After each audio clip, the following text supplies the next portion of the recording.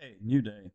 I want to discuss something that's gonna sound familiar because we've kind of brushed over this already, and this will be rather short, so don't get too excited.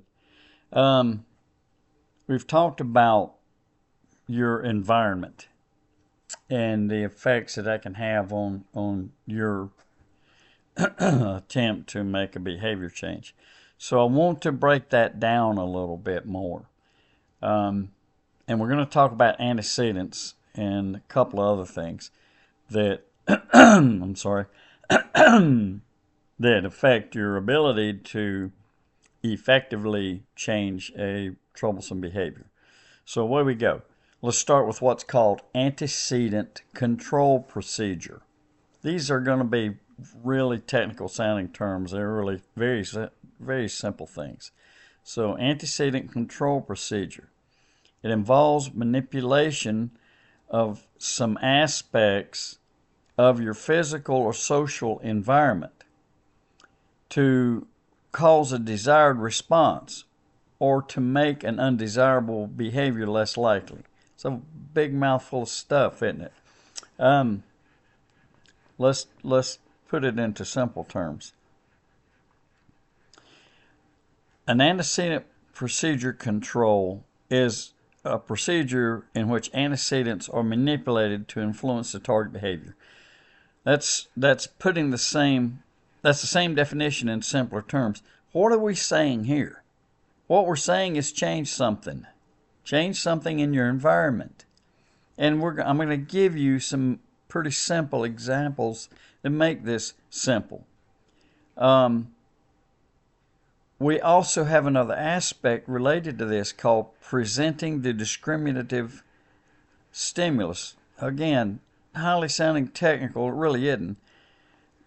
Basically, what you're saying here is there are times when a desired behavior, sorry about the frog in my throat, I shouldn't do these lectures right after coffee. There are times when a desired behavior doesn't occur because the proper stimulus is not in the person's environment. This, again, easily explained. Let me give you an example. Um, I bought running shoes and clothes. As a result, I am more likely to go running. Simple as pie, right? Changing your environment. I don't have running shoes, I don't have clothes, so I'm not very likely to go running. That's my behavior change, pretending. Uh, Removing discriminative stimuli. So, what's an example of this? By removing antecedent conditions. Are you on board with antecedent? This is precursor. I've mentioned that before. Stuff that lends itself to either success or failure. And they're called antecedents. What's the antecedent to eating a bite of scrambled eggs? It's picking up the fork, right? Okay. So that's basically what we're talking about. So by removing an antecedent, you can decrease the likelihood that an undesirable behavior occurs. Get rid of the candy out of your house. I told you you've heard of this before. So this is just repetition broken down into more understandable language. What's an example of removing the discriminative stimulus? I just gave you one. I want to start eating healthier, so I take all the junk food out of my house. Makes it less likely that I'm going to eat yucky food. So something that sounds so insanely difficult or so technical is very, very simple. Now, there's some operations that can be done.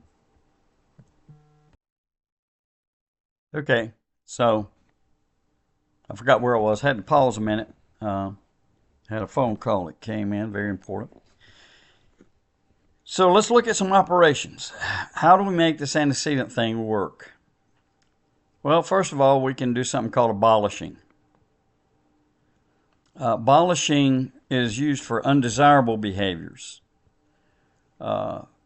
You abolish things to make the outcome of the undesirable behavior less reinforcing. So what does that mean? It means that you are doing a behavior and it's not one that you're very pleased with, but after you do the behavior, you're reinforced. In other words, you get a positive vibe out of that, if you want to call it that. That's a weird way of putting it, but it enhances things for you. Try to think of a good example that's not too extreme. Well, I'll let you think of one because there's so many. I eat too much. I'm happy that I get this sugar rush thing going on, and then, but it's an undesirable behavior because I don't want to keep eating like that because I'm trying to control my weight. That's the simplest one I can think of. Okay, the second thing in operations is increase response effort to undesirable behavior. Doing something in place of the undesirable behavior that causes more effort in order to do the undesirable behavior. So let's say I want to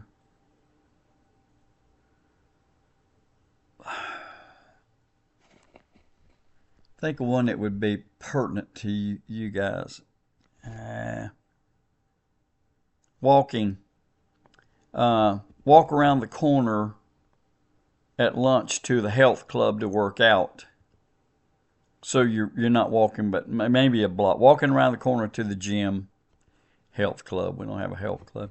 Walk around the corner to the gym to work out instead of walking 3 blocks up to pretend there's a McDonald's there. Walking 3 blocks up to eat McDonald's, or walking, let's pretend we're on a huge campus, walking a fifth of a mile back to your dormitory room to take a nap. I hope you see the difference. So short time to get to the gym and do a little light workout as opposed to walking further to go take a nap. The nap's undesirable because you need to work out in your behavior plan. So I hope that makes sense. So these are 2 operations, abolishing and increasing the response effort to try to eliminate the undesirable behavior. And then you can use strategies. So these are going to be confusing for you. So let's take a moment and look at these strategies. Manipulating discriminative stimuli or cues. Okay, here's a new term for you. Stimuli discrimination, stimuli discriminative items, SD for short. The elimination of discriminative stimuli. In other words, what is it? What is a discriminative stimuli? Well, look back. Discriminative stimulus. An antecedent that offers support for the conditions, or something that takes away that support. So, discriminative stimulus, SD, that's you removing a stimulus that decreases the likelihood of undesirable behaviors. So if you apply that here, the elimination, sorry about the movement of my laptop, the elimination of the discriminative stimulus for the problem behavior. And here's how complicated that is. Remove junk food from your home so you aren't tempted to eat it. See, so we got all these highfalutin psychological terms that really are so simple it's like falling off a log. Or we can, and that's manipulating discriminative stimulus. Now, we can also manipulate motivating operations. So, how do we go about that? Well, you present, and remember, you're doing this to yourself. So, if I want to use manipulating, motivating operations as opposed to discriminative stimulus, then what I do is I present an abolishing operation for the reinforcer that is maintaining the problem behavior. Here's a good example of that. This should be near and dear to your heart.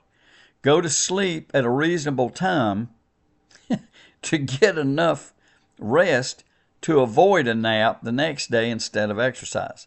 Remember walking to the gym instead of 4 blocks up to McDonald's or whatever the case is. No offense to McDonald's. So this is what you're doing. This is a manipulating of motivating operations. Presenting an abolishing operation, what is that? Going to bed early, right? And you get enough rest, so tomorrow you don't want to go take a nap instead of going to work out. Good? Hope it didn't confuse you. Here's another way. Creating or enhancing an establishing operation for the reinforcer that is maintaining desirable alternatives. I'm telling you, it's technical sounding. Creating or enhancing an establishing operation for the reinforcer that is maintaining desirable alternative behaviors. Very complicated in the way it sounds, simple in application.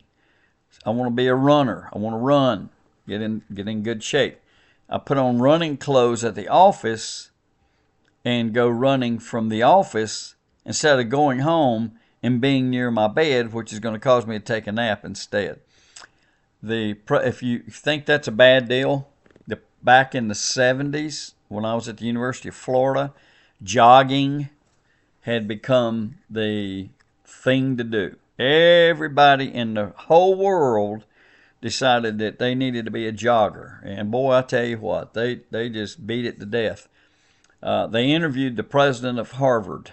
I don't remember what his name was back in the 70s. And they said, "How do you view exercise?" And the president of Harvard said, "Every time I get the urge to go jogging, I go to my room and lay down in my bed until that urge passes." If that tells you anything about the spectrum that we were dealing with. So here we are. Do I want to jog or do I want to take a nap? I put my running clothes on at the office, go running. And that became a big deal, by the way. It was very comical because at lunchtime, if you were in a large city, including Gainesville, Florida, which is not a large city, it's getting there, but it's not that big compared to New York, but still big enough that there's a lot of business there. And at lunchtime, you'd see these groups of business people, male and female, dressed out in their clothes, running clothes, going for a noon jog instead of eating lunch. I remember, well, I won't go into these details, but I participated in that once and it was very comical. Okay, so I think you get it. Sorry about all these flighty details, but I think it makes this real for you. I hope it does. Okay, what's another thing you can do? Manipulating the response effort. So we've got manipulating, discriminative stimulus, manipulating motivating operations. Now we're going to talk about manipulating response effort. Manipulation of the response effort. Increase the response effort for the problem behavior. Here's a good example for you. I don't know about your dorm rooms for you that are on campus. I'm sure if you're doing it online, you have these situations. For you on campus, going to the library to study instead of studying at home where a TV is present or a gaming console or whatever it happens to be for you in your home or in your dorm room, whatever's there. It makes it more of an effort than studying in the dorm where there's little effort needed to stop and watch TV. Does that make sense? So I'm trying to study in the ball game zone or something zone, and I'm dividing my attention. Remove that distraction. And I can't throw my TV away or my gaming console or whatever it is. I don't know. I'm out of that loop. But I can go to the library and that's where you study. So, boom. Pretty simple. Or I can decrease the response effort for the desirable alternative behavior, making it less hard for the effort for the desired behavior. So, if the library is not a good option, maybe there's some other place that's nice and quiet without distractions that you can go and do your study. So that one should make simple sense, decreasing the effort I have to put forth. Humans are like water. Water seeks the path of least resistance. If you've ever seen water flowing down a hill and it's got rocks and all kind of things, and it's not that the flow is not that powerful, you'll see that it goes around things instead of washing over them. Sometimes, yes, it does, but that's not. If it's washing over it, that's not. That's a path of least resistance. If it's resistant, the water will go around it. Again, depending on the power of the flow. So that should make sense. If we mimic water, then you're going to enhance the chances of you being successful with this behavior change. So what's the path of least resistance? Studying in the library, because you don't have to put up with potential distractions. I hope that makes a couple of things left to discuss, and then guess what will be done. Actually, these are basically, let me check my notes a moment. Okay, sorry about that. I had to pause it again. I keep getting interrupted in here. What I want to do is run over some examples to make all this gobbledygook I've been talking to you about for the last 17 minutes make sense. So let's look at some examples of presenting the discriminative stimulus for the desired behavior. A reason that a desirable behavior may not occur is often that the discriminative stimulus for the behavior or stimuli are not present in the person's environment. So again, this is a rehash, but it's kind of a different perspective in a way. A good example is writing down your planned study time each day. And that's into a schedule and making the schedule work. That's a stimulus prompt for studying. And it sounds simple as pie. Try it. It's not so simple. You have to make yourself stick to this. Or you can arrange establishing operations for the desirable behavior. An establishing operation is an environmental event or biological condition that changes the value of a stimulus. It changes the stimulus as a reinforcer. So when an establishing operation is present, the behavior that results in that stimulus is evoked and more likely to occur.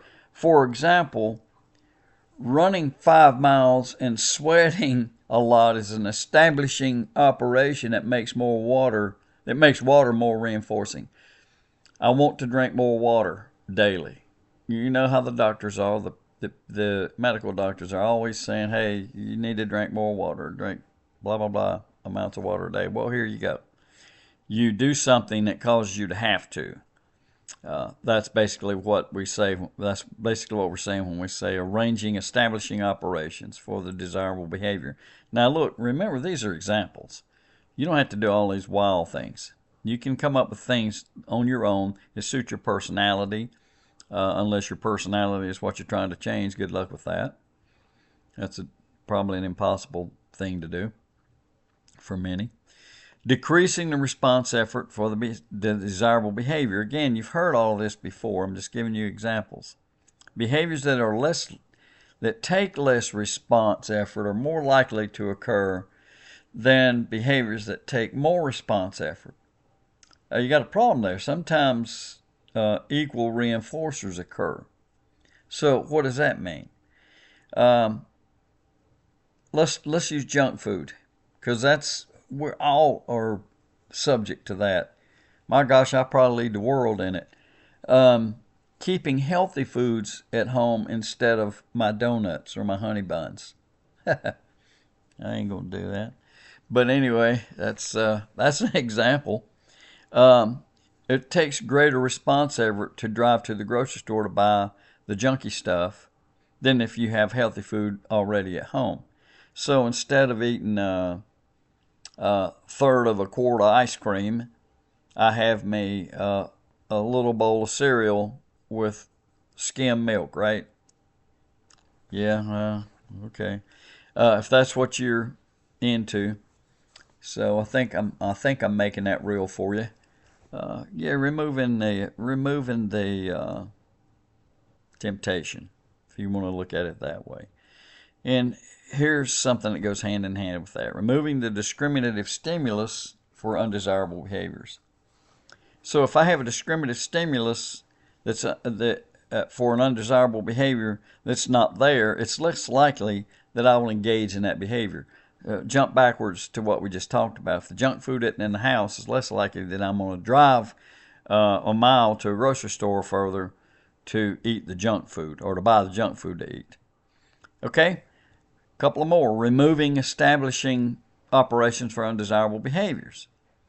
If you can make the outcome of an undesirable behavior less reinforcing, you'll be less likely to engage in that behavior and more likely to engage in desirable behavior. So if I eat a good meal and I'm full before I go shopping, and this has, by the way, been around for a long time. If I eat a meal before I go shopping, I'm less likely to buy stuff that I don't really need. In this case, we're using junk food as the bad thing here. So before I go to the grocery store, I'm going to go eat lunch, and I'm going to eat good, healthy stuff at lunch. So when I go shopping, I'm not hungry. I'm not as likely to do spontaneous buying, particularly with junk food. And then another item, increasing the response effort for undesirable behaviors. You've already heard this. If there's a competing behavior that takes more effort, you're less likely to interfere with a desirable behavior. Take the junk food out of your dorm room or your apartment or whatever, and unhealthy foods for that matter, and resupply with good food. So less effort, more chance of success. I hope all that makes good sense. Now, I apologize for some of the interruptions. Several items going on here that I had to handle that popped up while I was doing this. So hope that if this is part of your, or should be part of your design, depending on what you're trying to accomplish, maybe this will aid you in that effort. So I'll see you soon.